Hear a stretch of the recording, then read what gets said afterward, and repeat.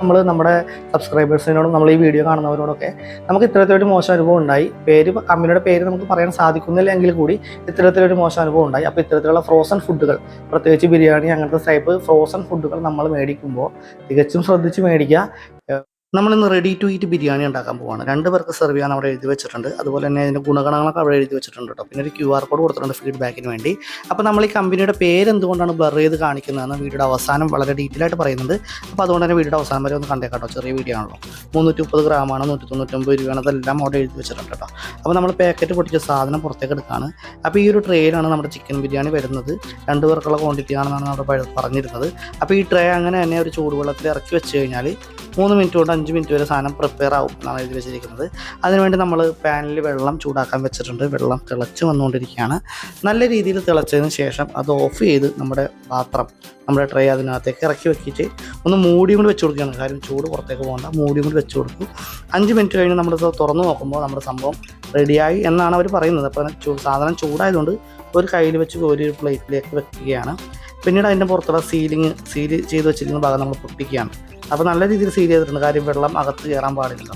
അപ്പോൾ അതുകൊണ്ട് തന്നെ നമ്മൾ കത്രിക ഉപയോഗിച്ച് സാധനം മുറിച്ച് പൊട്ടിക്കുന്നു, തുറന്നു നോക്കുന്നു. സംഭവമൊക്കെ കാണാനൊക്കെ കൊള്ളാം, പക്ഷേ കൈ കൊണ്ട് പിടിച്ച് നോക്കുമ്പോൾ അരി പോലെ തന്നെ ഇരിക്കുകയാണ്.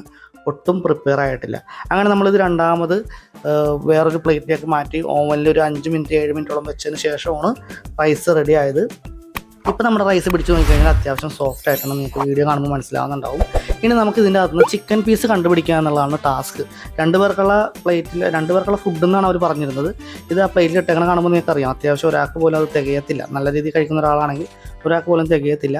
അന്വേഷിച്ച് തപ്പിപ്പിടിച്ച് നമുക്കൊരു 4 കുഞ്ഞു പീസ് ചിക്കൻ കിട്ടി.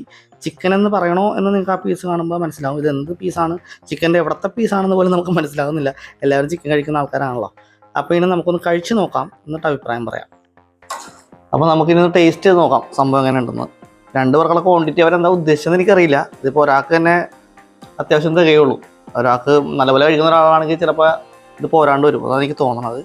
പിന്നെ ഇപ്പോൾ അവർ പറഞ്ഞ പോലെ 5 മിനിറ്റ് വെള്ളത്തിൽ വെച്ചിട്ടൊന്നും സംഭവം സെറ്റായില്ല. രണ്ടാമത് ഓവനിൽ വെച്ചൊക്കെയാണ് നമ്മൾ ശരിയാക്കി ചെയ്തിട്ടാ. അപ്പോൾ ഒന്ന് കഴിച്ചു നോക്കട്ടെ.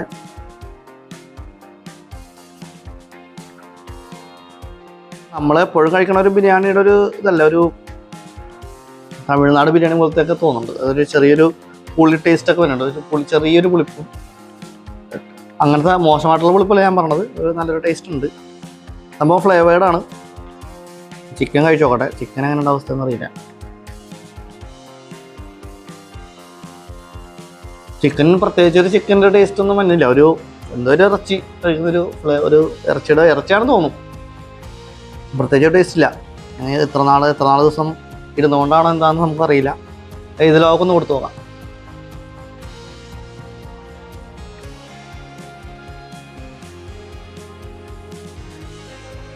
ഇത് നോക്കി ചോദിച്ചേ, കൊള്ളാമോ? എങ്ങനെയുണ്ട്? ഇഷ്ടപ്പെട്ടാ? ചോദിച്ചു ടേസ്റ്റ് ഉണ്ടോ? ചിക്കൻ വേണം, ചിക്കൻ കുഞ്ഞു കഷ്ണം. ചിക്കൻ കൊള്ളാമോ?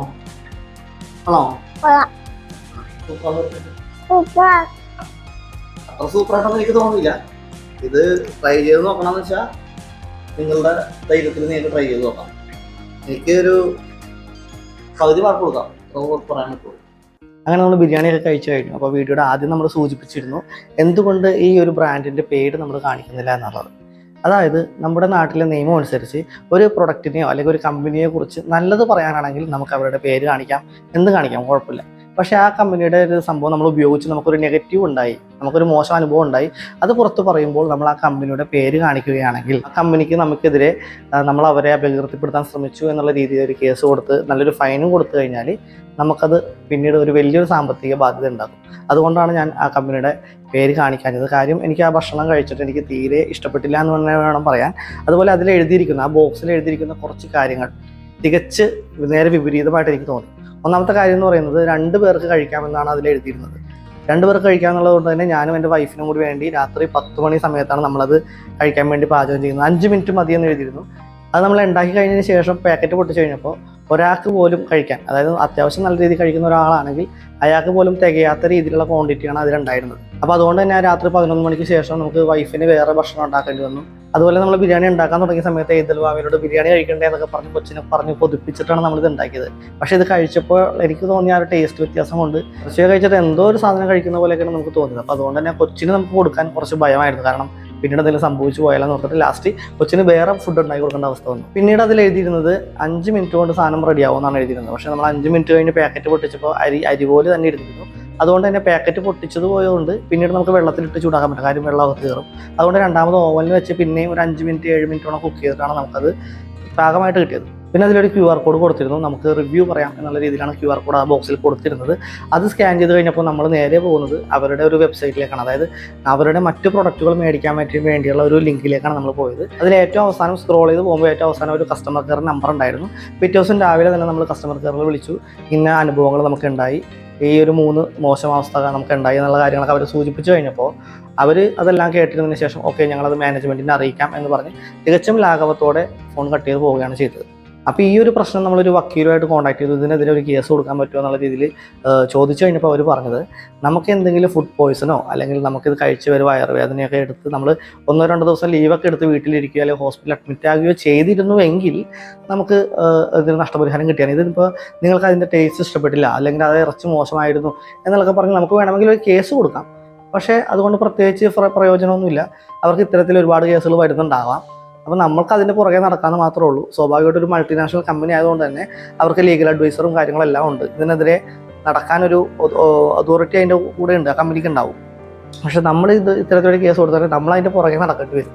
അപ്പോൾ നമുക്ക് ശരിക്കും പറഞ്ഞാൽ തികച്ചും ഒന്നും ചെയ്യാൻ പറ്റാത്തൊരവസ്ഥയായിപ്പോയി. അപ്പോൾ അതുകൊണ്ട് തന്നെ നമ്മൾ നമ്മുടെ സബ്സ്ക്രൈബേഴ്സിനോടും നമ്മൾ ഈ വീഡിയോ കാണുന്നവരോടൊക്കെ നമുക്ക് ഇത്തരത്തിലൊരു മോശം അനുഭവം ഉണ്ടായി.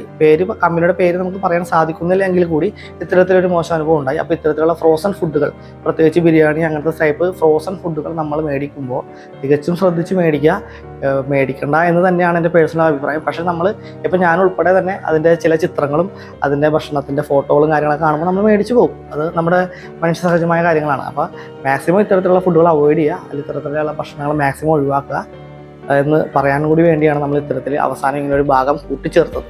അപ്പോൾ ഈ വീഡിയോ നിങ്ങൾക്ക് ഇഷ്ടപ്പെട്ടു എന്ന് തന്നെ വിശ്വസിക്കുന്നു. മറ്റുള്ളവർക്ക് ഒരു അവയർനെസ്സിന് വേണ്ടി ഈ വീഡിയോ ഒന്ന് ഷെയർ ചെയ്ത് കൊടുത്തേക്കുക. അതുപോലെ നമ്മുടെ ചാനൽ സബ്സ്ക്രൈബ് ചെയ്ത് നമ്മുടെ ഫാമിലിയിലേക്ക് വന്നേക്കാം.